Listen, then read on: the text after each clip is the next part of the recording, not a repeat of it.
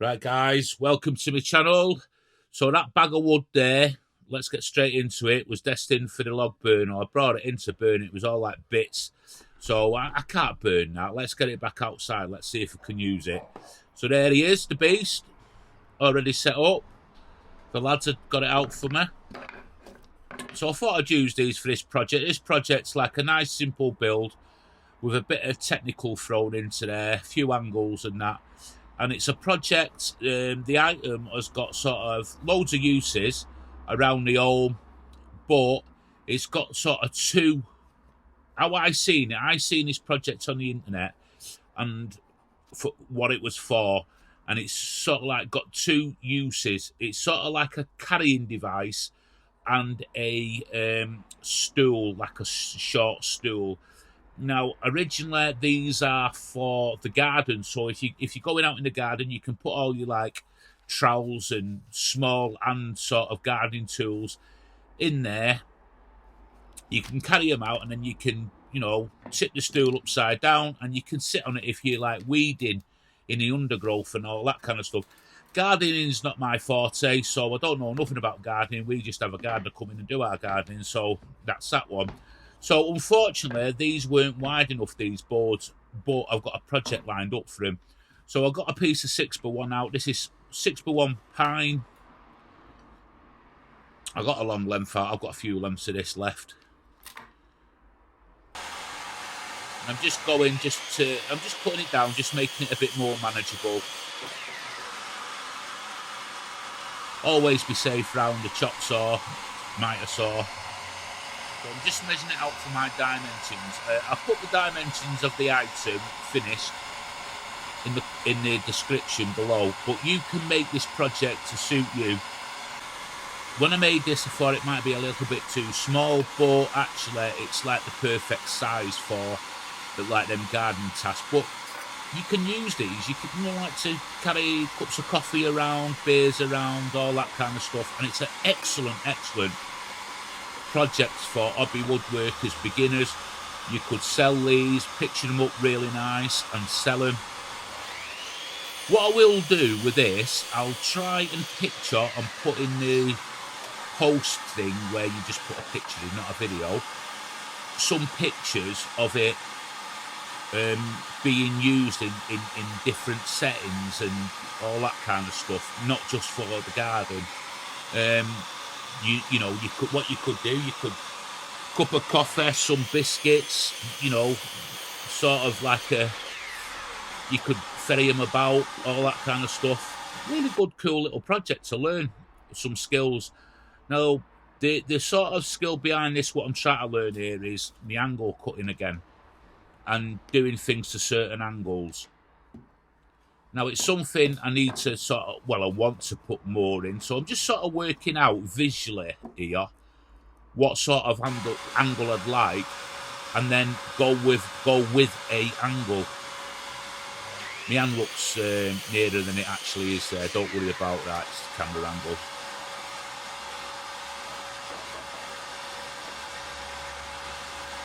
So I'm cutting down here now for the 4 sides. So I'm actually making 2 of these. We'll see the 2 at the end completely made, but I'm just going through like the video as I'm making one, but you'll see 2 at the end. So there's obviously 2 sides to each, 2 fronts and 2 bottoms. So I'm just working out an angle again. It was absolutely pecking my head what angle. I was debating whether a 10 degree angle or a 15 degree angle. I was working off them 2. The 10 looked too narrow, then the 15 looked a bit too sort of a steep angle. But then I looked at the sort of size of the overall project and I went for a 15 degree angle. Now, whether this is right, whether this is wrong in the end, I don't really know. I mean, it looks good. You could sort of put your own angles on it. You can make these to various sizes, like I said. Let me know in the comments if there's anything different that you would do differently. We can all learn. So I'm just putting a bit of scrap there to an angle, just to see it, I need to see the angle. I'm sort of like, it's just like playing on me. Am I doing this? Am I doing it? And I'm sort of like confusing myself. But in the end, I just stick to it, the 15-degree angle.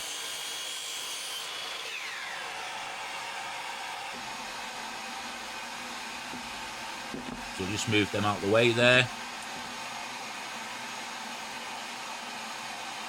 And I'm just double checking another angle here, different sort of on the other side as you look at it. So there you go, there's the 15-degree angle. Do you reckon that's too steep, that angle? So now I've got to put angles in all the side pieces. So this is where the technical bit comes in. And for seasoned professionals and joiners and carpenters, this is like water off a duck's back. But for beginners and hobbyists, it is a big thing. Let's not beat about the bush. It is a big thing. So I'll take them gloves off while I'm using a table saw. And I'm just cutting into the ends there, creeping up on the cuts, just 15 degrees. I want the overall length there, so I'm just creeping up on that cut.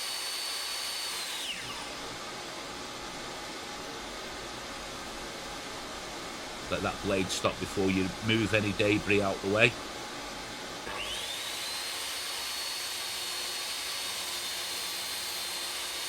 It's nice and easy through there.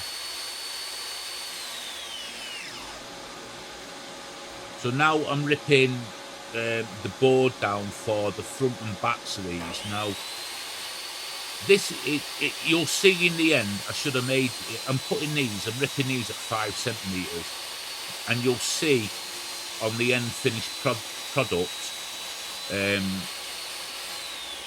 that really I should have done a 7 centimetre. I should have ripped them to 7 centimetres because it sort of leaves a gap if I was going to stack them.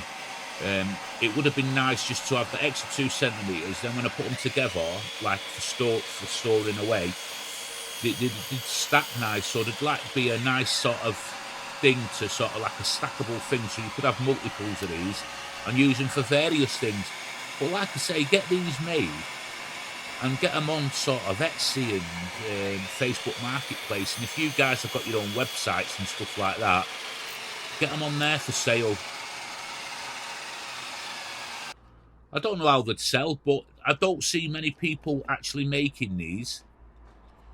And in the wood altogether is about £6 in UK pounds in materials, £5-6 UK that is. So I don't know what that is in US dollars. Probably about $8, and Canadian and Australian I'm unsure.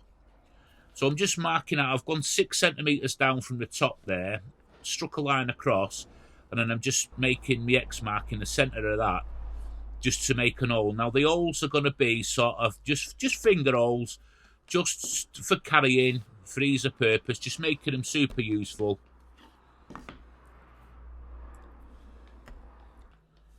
So I'm just working out. I've got a 40mm there, and I end up using a 35. That's a bit too big. I don't want to go too near the edge. So the 35mm Forstner bit is actually it's just perfect. It's perfect size. But again, whatever size you make these, just double check your Forstner bit sizes just to make sure that they work right for you.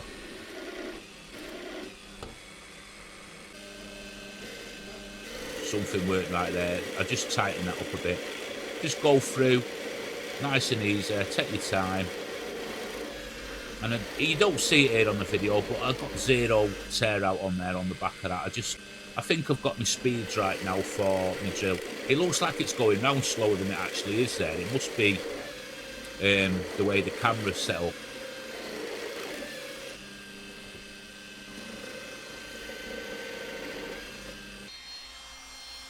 So I'm just checking my depth here for the router, with the router, just to put a chamfer on them finger holes.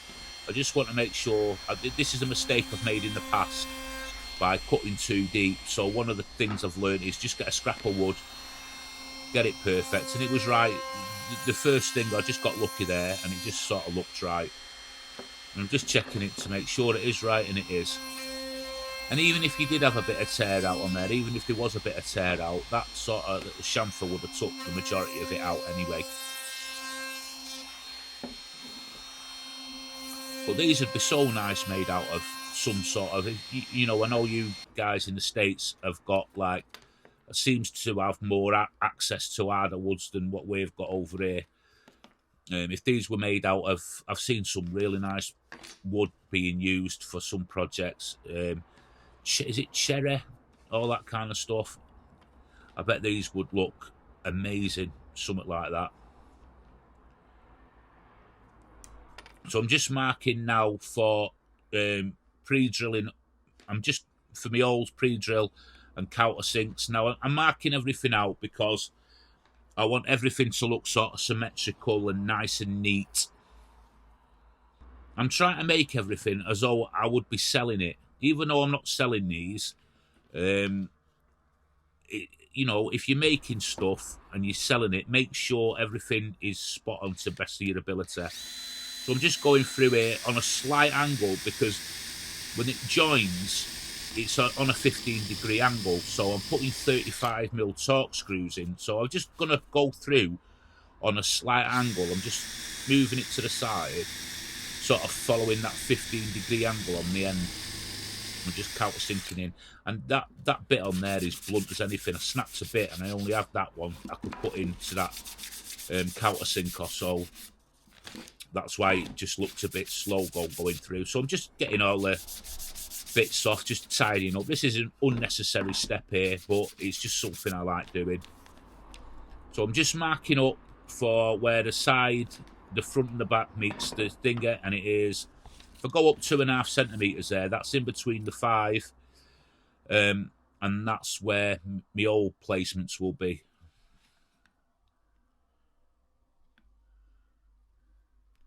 More marking out only takes a couple of seconds. This is one thing I was guilty of, not just planning and marking, and you know, when the finished project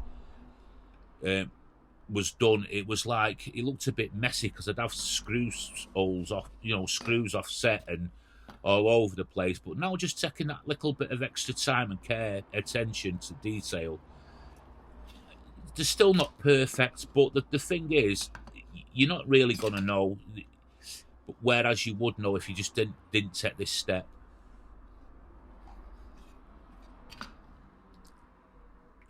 Let me know in the comments as well what you think of these camera angles I'm doing with this new camera. I'm still trying to get to grips with it. It is, believe me, it's a learning curve from the normal using me iPhone. I was doing all my videos on an iPhone 11, but I've got this fancy Dan sort of camera thing. Call it a camera thing because I'm no good with technology. So now I'll go and sand everything using 180 grit sandpaper. I just sand everything out.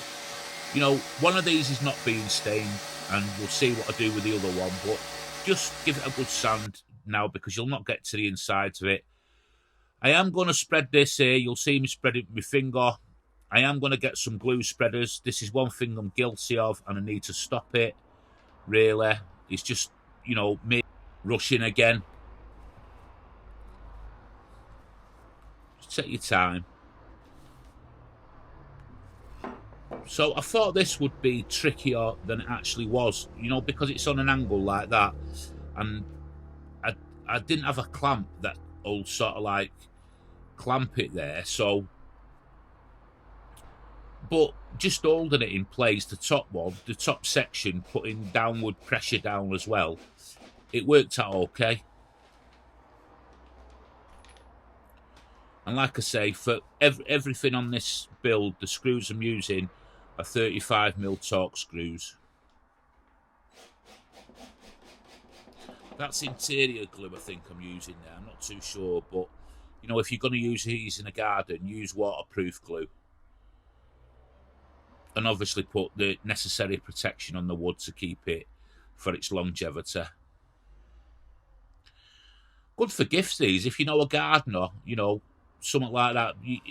I can't believe how big gardening is. People actually love the gardens. I'm not Billy Greenfingers by any stretch of the imaginations, I'm not into it at all. Shelley likes her indoor plants, but you know me, I just rather get someone in. Gardening to me is like, it's too much manual labour, that, for me, gardening. It's just even if I was fit, healthy, and you know properly could do it, I wouldn't do it. I'd pay someone to do it, gardening.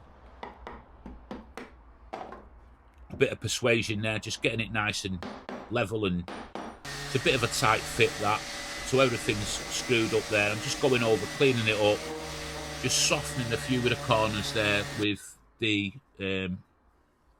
sander. So this is one of the stools. I'm going to be burning it. I'm not going to say the Japanese name because I haven't got a clue how you pronounce it, and I'm not going to make a fool out of myself. But I'm just going to burn it. I'm in a controlled environment here, and I'm making sure everything's nice and safe. So just going in, just take it nice and easy with it. It just pops that grain, really does. And this apparently is supposed to be good for the wood, like it's supposed to bring out the sap and the oils in the wood, and it sort of gives it them waterproofing properties. This is what I've read. I don't know if it's right or not. I'm not a scientist, but this is what it's supposed to do. But for me, it just looks decorative. I think it looks just really good and decorative, excuse me. Get carried away with this blowtorch, seriously. Been looking for things to, like, blowtorch. It's mad. So I'm just taking my time with it, just making sure I'm being safe. Last thing I want to do is roast my fingers.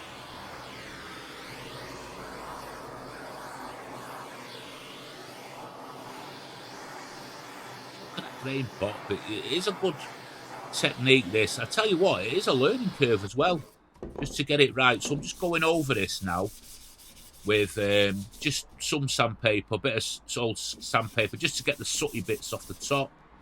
And it dulls it a bit, that, when you do that. Which then I'm going over it now. I'm going over the pair of them with some lacquer, clear lacquer, which will give it some extra protection. So make sure you're well ventilated here and mass up with this stuff. It's horrible stuff to breathe in, so just please get the right mass for it. A normal mass, don't cut the mustard. There's plenty of info on the websites about the right mass. So here they are, finished. Little sort of carry stools. I wouldn't use them as steps. I don't think they'd be strong enough as steps. And I'm not going to stand on them because with my weight, I'd properly destroy them.